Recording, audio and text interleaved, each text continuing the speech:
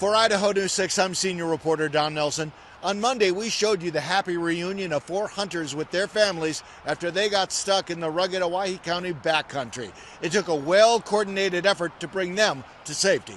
We are one of the most tenured search and rescue organizations in the country. Rob Shelton is a member of the all-volunteer Idaho Mountain Search and Rescue. And when they received a call on Sunday evening from the Owyhee County Sheriff's Office that a party of 4 did not return home on Saturday, they jumped into action. They arrived at a staging area south of Grandview around 9 p.m. and set off on their off-road tracked vehicle. Medical officer Scotty Perkins said conditions were anything but ideal. Whiteout conditions, and shortly after that, as normally happens with uneven dirt roads, found an area where that particular road was not road. It was a deep gully that had been ice covered and filled with water and slush.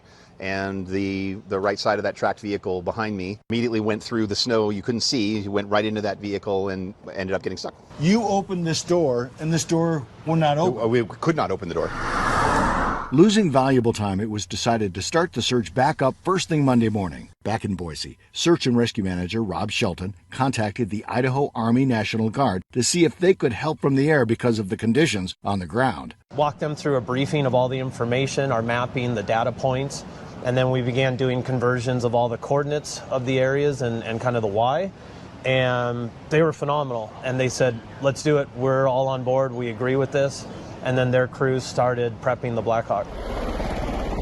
It wasn't long after that the crew in the Blackhawk found the 3 adults and young boy and brought them home safely. Why do you do it? So me personally, I love this country in Idaho. I love our backcountry, and to help others in those situations who are trying to enjoy it is an honor, because there's always risk when there's reward. And it is so important to remember before you head out into the backcountry, tell your family where you are going, what time you are expected back, and bring plenty of food and water and clothing. And to those waiting at home, if you have a concern that something has occurred that's beyond the normal behavior for that person, call your local law enforcement agency and let them know. Local support is crucial to the success of Idaho Mountain Search and Rescue because they are a nonprofit and they do not charge for rescues.